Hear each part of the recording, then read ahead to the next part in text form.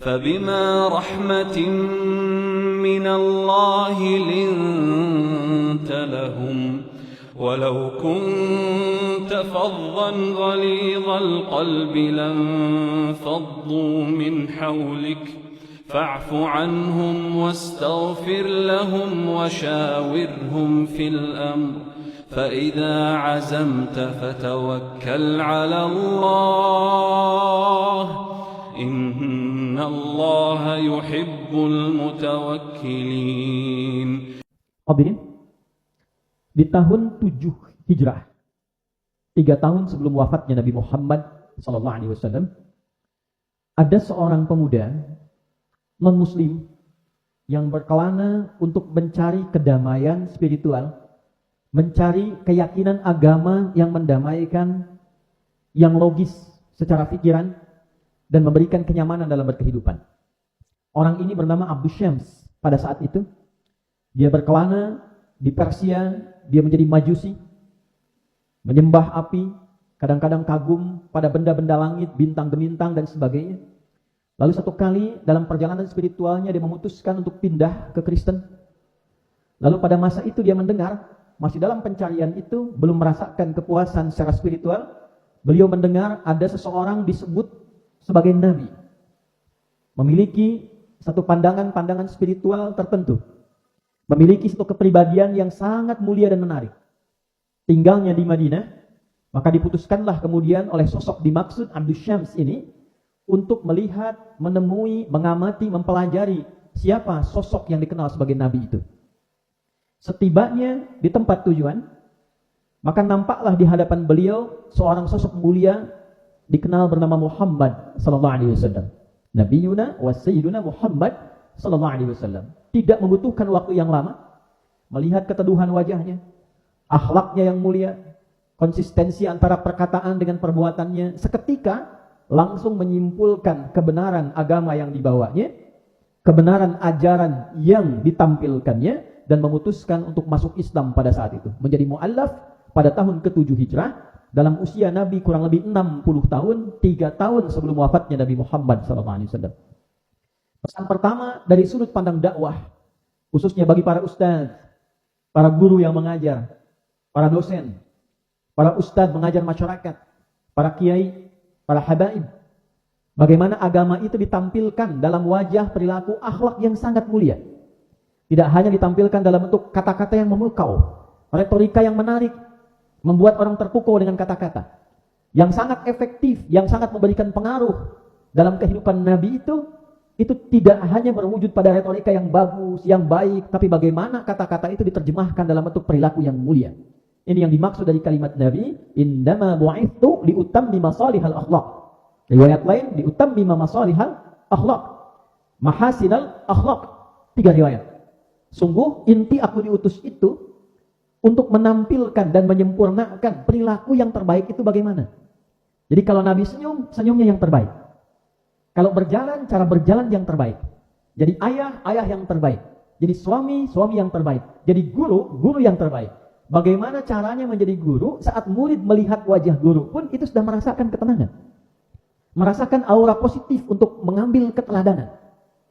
Dan Nabi menampilkan itu dalam pandangan pertama, pertemuan pertama, seorang bernama Abdus Syams ini langsung bisa menyimpulkan dari tatapan awalnya kepada Nabi SAW, dapat menyimpulkan bahwa agama ini agama yang benar. Sosok ini sosok teladan. Agama ini agama terbaik, membawa perubahan pada nilai-nilai kemuliaan. Kita bawa dalam dunia pengajaran dan pendidikan, bagaimana kita bisa tampil menjadi seorang guru di suasana formal, di kelas, murid nyaman melihat kita. Mahasiswa senang, baru menatap pun sudah semangat ingin belajar dengan kita. Jamaah merasa nyaman, bahkan baru mendengar nama disebut pun sudah semangat ingin belajar, sudah rindu untuk menatap. Itu keteladanan. Dan keteladanan itu yang kemudian berhasil dengan izin Allah tentunya mengubah kehidupan seorang Abdus Syams menjadi pribadi yang lebih matang dan lebih paripurna dari sebelumnya. Beliau memutuskan dan menyimpulkan. Ini kemudian menjadi inspirasi bagi para siswa, para murid, mahasiswa, jamaah yang belajar. Beliau menyimpulkan, saya baru menemukan Nabi sekarang. Kebenaran sejati agama yang sekarang. Di saat usia Nabi sudah tidak muda lagi. Di saat usia Nabi sudah di penghujungnya, 60 tahun. Beliau melihat bagaimana Abu Bakar sudah duluan, Umar sudah duluan, Uthman sudah duluan, Ali sudah duluan, radhiyallahu alaihim jami'an. Tapi itu justru menjadi motivasi untuk seorang bernama Abdus Syams mengejar ketertinggalan ini untuk sungguh-sungguh menggunakan sisa waktunya belajar secara serius pada Nabi SAW. Maka sejak saat itu beliau menyimpulkan sisa waktu saya harus lebih banyak belajar kepada Nabi dibandingkan dengan sahabat-sahabat lain. Maka jika sahabat ada yang menunggu Nabi di majlisnya, menunggu di tempat Nabi akan datang, beliau sudah mengamati Nabi sejak keluar dari rumahnya. Bagaimana cara jalannya, bagaimana cara tegur sapanya, bagaimana cara masuk ke majlisnya, bagaimana cara sholatnya, bagaimana cara i'tikafnya. Sehingga Nabi satu kali menemukan dari kesungguhan ini satu hal semangat yang luar biasa, mengejar secara intelektual, berubah secara spiritual. Sholatnya jadi yang pertama ingin dilakukan, jadi paling rajin. Sampai Nabi mengatakan, coba buka bagian sorbanmu itu, bentangkan, Nabi doakan, pakai kembali. Maka dengan kau pakai itu dengan izin Allah tentunya, dan Nabi kalau menyampaikan sesuatu pasti Allah izinkan, engkau tidak akan lupa lagi. Dipakai, dari sejak saat itu mengalami kekuatan luar biasa dalam ingatan, apa yang disampaikan sulit untuk dilupakan. Jadi kesungguhan, ketulusan, memanfaatkan waktu yang baik bagi para siswa, para murid, sekolah dimanapun, di tingkat manapun. Kalau kita serius, kita sungguh-sungguh, kita tulus dalam belajar, pasti sukses. Sekecil apapun peluangnya, sedikit apapun waktunya. Hanya dalam durasi 3 tahun, setelah 3 tahun 10 Hijrah, Nabi SAW meninggal dunia, tapi beliau berhasil mengumpulkan hadis lebih banyak dibandingkan dengan sahabat-sahabat yang lain, karena menggunakan sisa waktu Nabi berkehidupan itu, oleh beliau lebih banyak digunakan untuk mendekati Nabi dan belajar pada Nabi.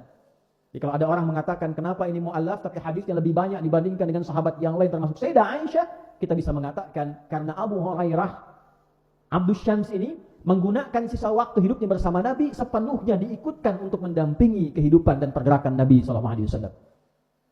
7.000 hadis dihasilkan. Jadi orang yang pintar. Sampai Nabi merubah kemudian namanya dengan nama yang lebih indah. Dari Abdus Syams menjadi Abdurrahman. Pelajaran inspirasi yang pertama bagi kita para siswa. Kalau ingin sukses, ingin pintar, ingin berhasil, yang pertama sungguh-sungguhlah dalam belajar. Seriuslah dalam belajar. Cintai pelajarannya. Hormati gurunya. Jika kita bisa serius seperti sahabat Abdurrahman ini bin Sahr, 3 tahun jadi orang pintar. 3 tahun jadi orang soleh. 3 tahun mudah menghafal banyak ribuan hadis Nabi SAW, sukses dalam hidupnya. Dan yang ketiga, beliau mengamalkan dengan cepat apa yang didengar dari Nabi SAW. Nabi mengatakan misalnya, kama qala Rasulullah SAW, berkasih sayang dengan sesama, rawat binatang dengan kasih sayang. Baru mendengar kalimat ini pulang menemukan anak kucing kecil yang liar. Anak kucing kecil rumahan disebut kitun. Kitun, kucing rumah. Kucing liar disebut hurratun, hak besar. Anak kucing kecil liar, anak kucing kecil liar, bukan peliharaan, disebut hurairah. Maka karena mendengar, Islam itu memberikan kasih sayang. Ajarannya kasih dan sayang, bukan sekedar kasih. Jangankan pada manusia, pada hewan berkasih sayang, pada tumbuhan berkasih sayang. Diperintahkan kita merawat tumbuhan. Sedang marah tidak boleh merusak tumbuhan. Jangan karena marah kita cabut tanaman. Jangan karena marah kita rusak pepohonan. Oleh karena itu dosa yang sangat besar seseorang yang sengaja merusak tanaman, menggunduli pepohonan, apalagi yang tidak ada kepentingan, menggunduli hutan dan sebagainya, itu dosanya besar sisi Allah Subhanahu wa taala. Menanam pohon pahalanya banyak, merawat tanaman pahalanya banyak. Bukan hanya ajaran kasih dan sayang. Pada manusia berkasih sayang, pada tumbuhan berkasih sayang, pada hewan berkasih sayang. Lewatlah anak kucing kecil liar ini, kehilangan induknya, diambillah oleh Abdurrahman ini, dipraktekkan hadisnya. Dimasukkan dalam kantong jubahnya. Lapar disuapi, malam dingin diselimuti, kemana-mana dibawa di kantong jubahnya. Satu kali berjalan berpapasan dengan Nabi SAW. Berpapasan dengan Nabi SAW, keluarlah anak kucing kecil itu mengeong. Nabi memberikan komentar, Anta Abu Hurairah, atau kama qala SAW. Kamu Abu Hurairah, bapaknya anak kucing kecil yang merawat anak kucing kecil liar seperti merawat anaknya sendiri. Sejak saat itu, beliau mendapat julukan Abu Hurairah.